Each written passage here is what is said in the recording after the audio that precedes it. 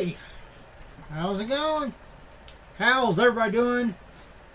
Today is Thursday, the 10th of August. We're almost to the weekend. I am looking forward to it. I don't have any big plans this weekend. So that means I can maybe just relax a little bit, which would be nice. But also actually get some stuff done. I did this the last weekend. I did not as much as I would have liked to, but I got a little bit of things done. Hoping to get more accomplished.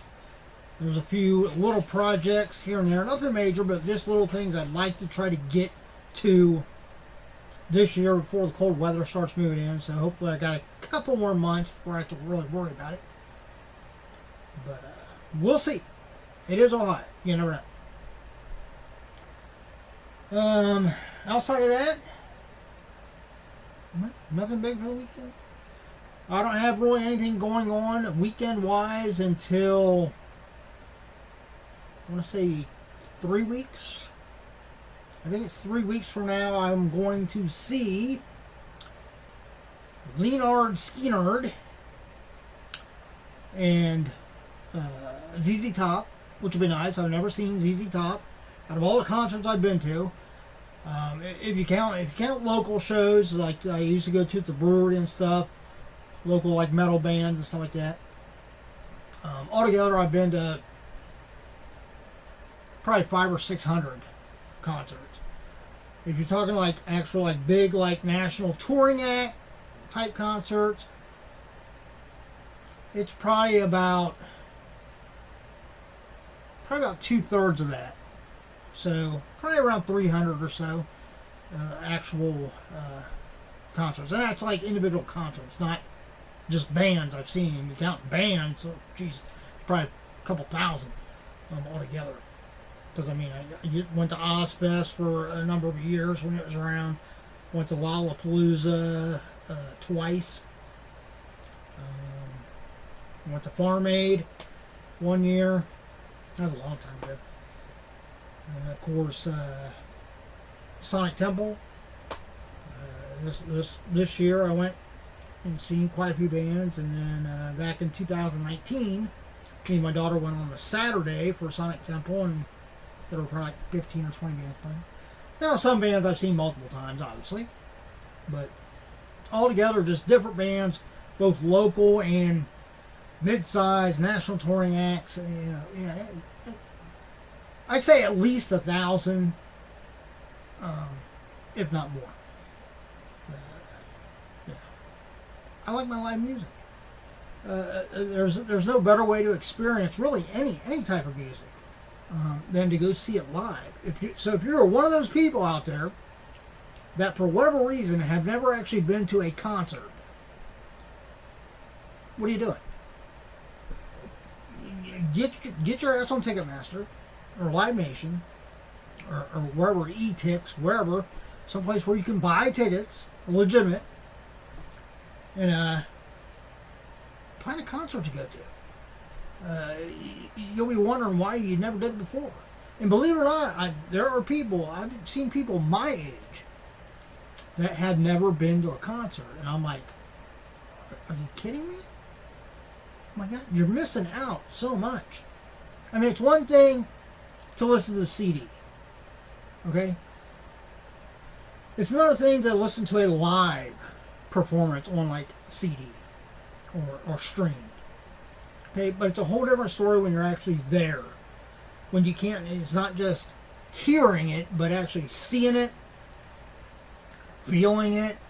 You know, if you're, especially if you're close to the stage where the racks of speakers are hanging, and they have, hitting, a deep bass line, or that, the drummers hit that double bass real fast, and you feel it in your chest. Oh yeah, nothing like it.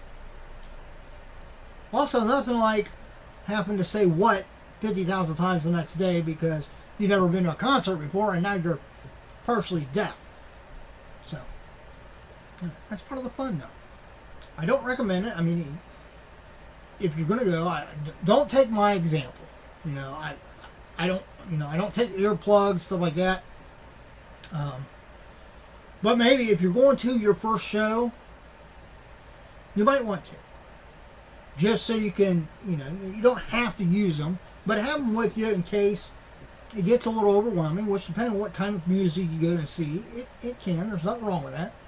I mean, anybody that gets on you for playing it safe and actually protecting your hearing, forget about it. Okay, I wish maybe some people would have told me that way back when. No point in it now. I've been to so many concerts and anything wrong with my hearing, it's there. It's So I'm going to get fixed now by wearing earplugs. So, anyway, rambling about concerts. See, this is how I get off on a tangent. What I'm here to do is actually open this box. It's actually just one item, but I bought two of them.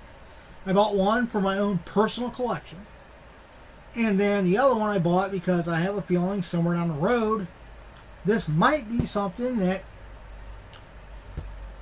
gets a good amount of value to it. Now we're talking probably years down the road, but then again, who knows?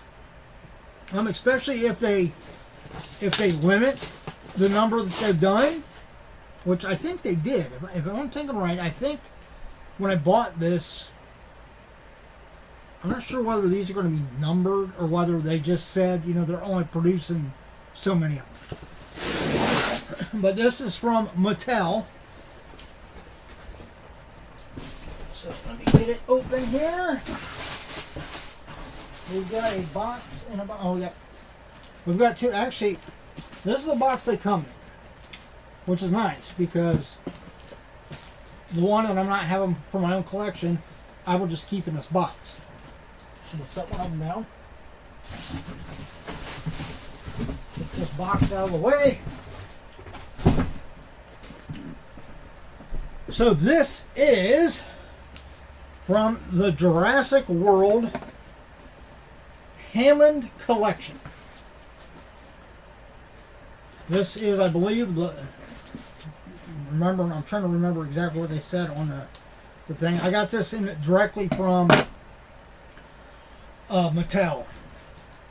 I get their special emails, like insiders or whatever it is.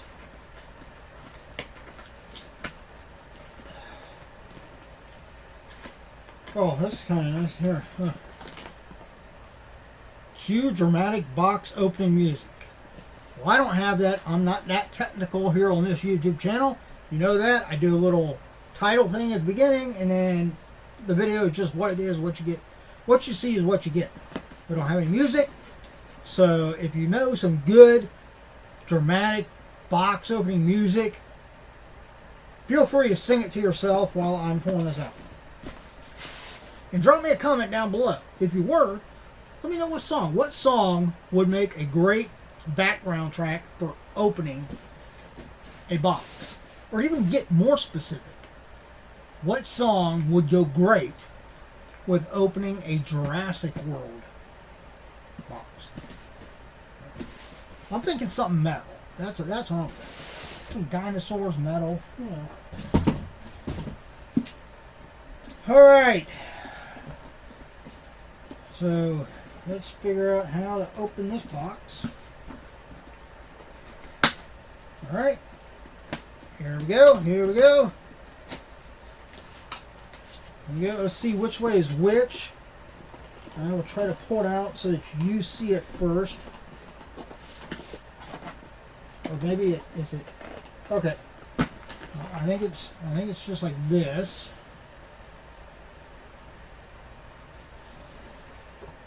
All right.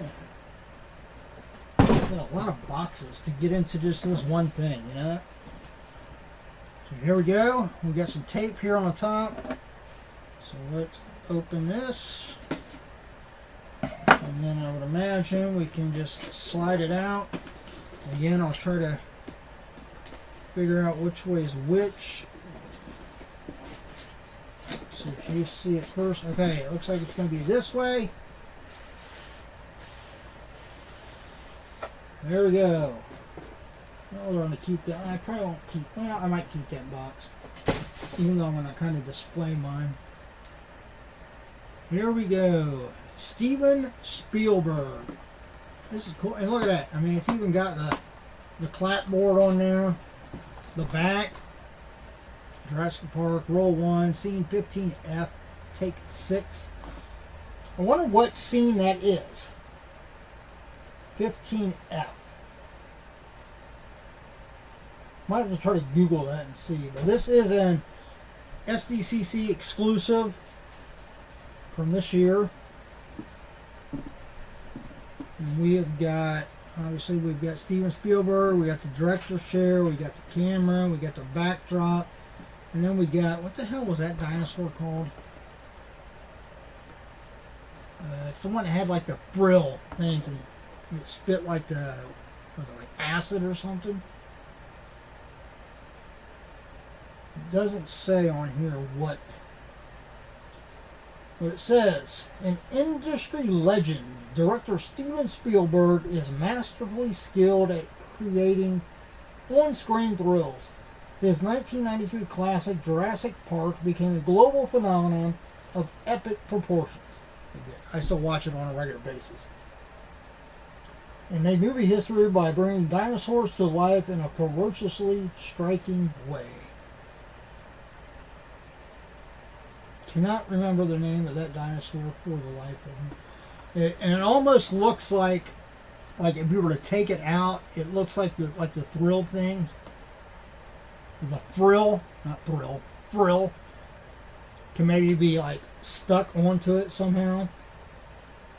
Because normally they would be, one on each side of its head, not both on one side. But it's pretty cool. I don't see that it's like...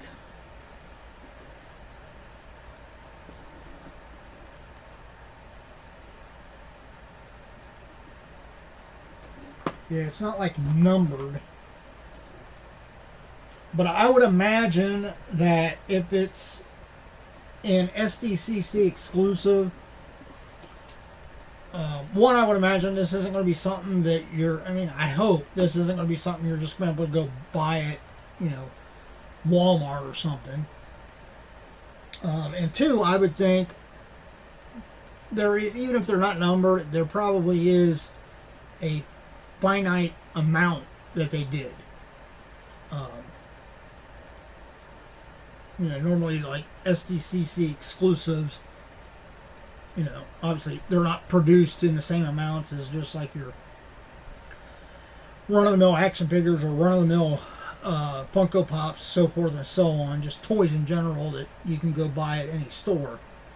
There's probably a large difference in the amount that they produce. So I saw that it came up. I was kind of debating, and then I thought, you know what? I'm going to get one. And I thought, you know what? If it's an SDCC exclusive, this is the first time they've ever done like a director like this. And if this is the only one they ever do of him, maybe I better get another one to hold on to. So that's what I did. But I didn't know really anything about the packaging. If they did show it on the thing when I bought, I didn't really pay attention. I remember, seeing like the figure and the dinosaur and reading about it, that it would come with the chair on the camera. But I didn't realize it was going to be in this. That's just cool. I mean, that's kind of a touch above, I think, when it comes to packaging. Of course, I mean, with a con exclusive, you kind of expect it to have something unique. But yeah, that's the first time I've ever seen any packaging like that. I mean, it'd be one thing if they just made it look like this, to where it looked like a clapboard. But then to actually have it move, they didn't have to do that. But they did. So, I give it a 10 out of 10. I think it looks great. The detail, it's got his full name on the back of the chair. The camera's got some good detail on it. Obviously, the dinosaur looks really good. And then, I mean, looking at that, if you didn't have the dinosaur in there, right? And it didn't have the name on it, most people could probably look at this figure up close. I don't know how close I can get it to where you can see. And you could probably tell that it's Steven Spielberg.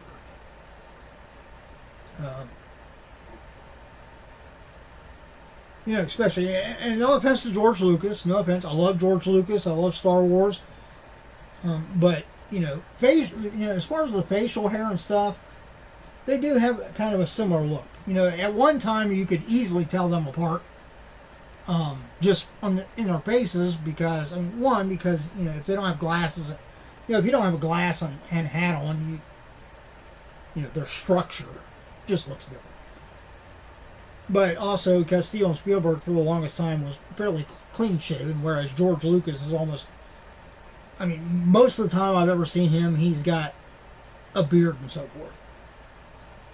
So here with Steven Spielberg with a beard and stuff, they do look similar.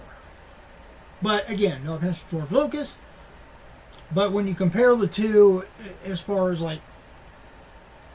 their overall size, I think most people would agree that George Lucas, he's a little bit bigger than what Steven Spielberg is. So you could probably tell the difference there too. But that'd be another great one for them to do. Do George Lucas, or have they already done a George Lucas one? I didn't know about it.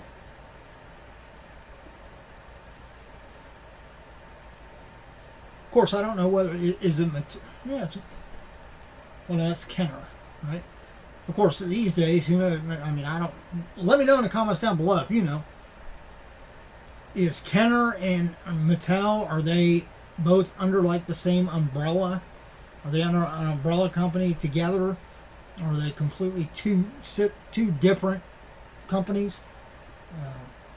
Because these days, when you talk about something, there's so many times of companies buying this and buying that and everything.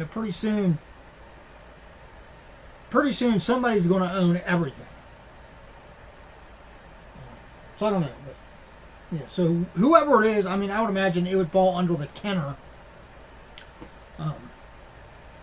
logo at the very least. But it'd be cool to get a George Lucas one. Maybe have him with a stormtrooper or Vader or something. That'd be pretty cool. Yeah. Well, there you go. I don't know whether these are still available. You can probably go onto the Mattel website and find this. So yeah, if you're interested, I'd suggest you go on there and check. And if they're available, get one. I would tell you how much I paid for it, but my phone was at 10%, so it's down on the charger. But I think for now, I'm actually going to slip it back in this box. And if somebody comes over, like when my daughter comes over, then I can just take it out of this box and show her. But that way it is protected. There we go. I know, kind of a long video for just one item, but that's cool, wasn't it? Alright. Well, that's it. I'm going to go down. I'm going to watch TV for a little while. Real quick note. My laptop that I have downstairs is kind of like my main hub.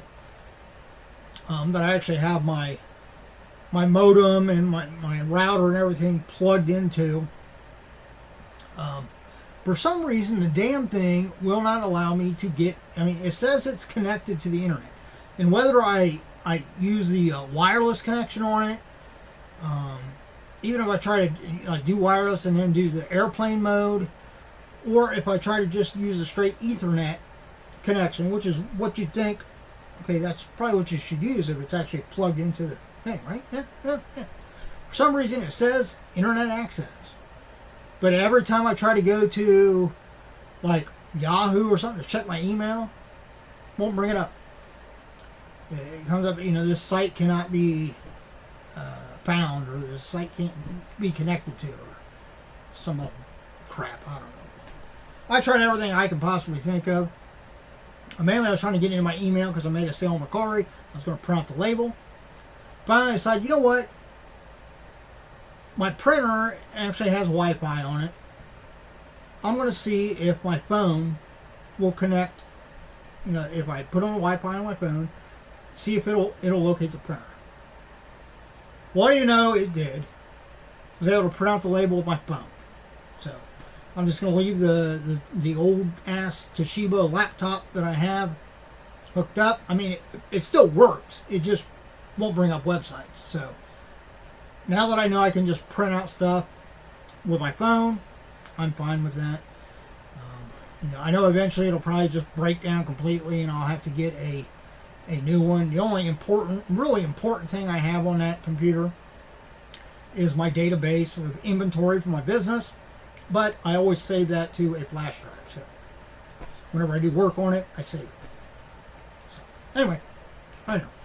Just a little tidbit. Just, you know, I needed to tell somebody. I tried to tell the dog. She didn't care. She looked at me like I was stupid. So, thanks for listening. Computers. Gotta love them, don't you? But really, what would we do without them? We would, if we had to go back to where we didn't have computers, we would all lose our minds. We really would. The world might be a better place. Just saying. But we would all go completely bored. Alright, that's it. If you enjoyed the video, give me a thumbs up. If you're not a subscriber, subscribe. Hit that notification bell. I got a few mystery boxes coming on the way. I got a couple things I bought directly from Funko. I've got a 50-50 autograph mystery box I bought from I Want This Stuff. Those are both on the way, so make sure you're subscribed. Hit that all notifications, and you will be aware when those videos come up. Till next time, see ya.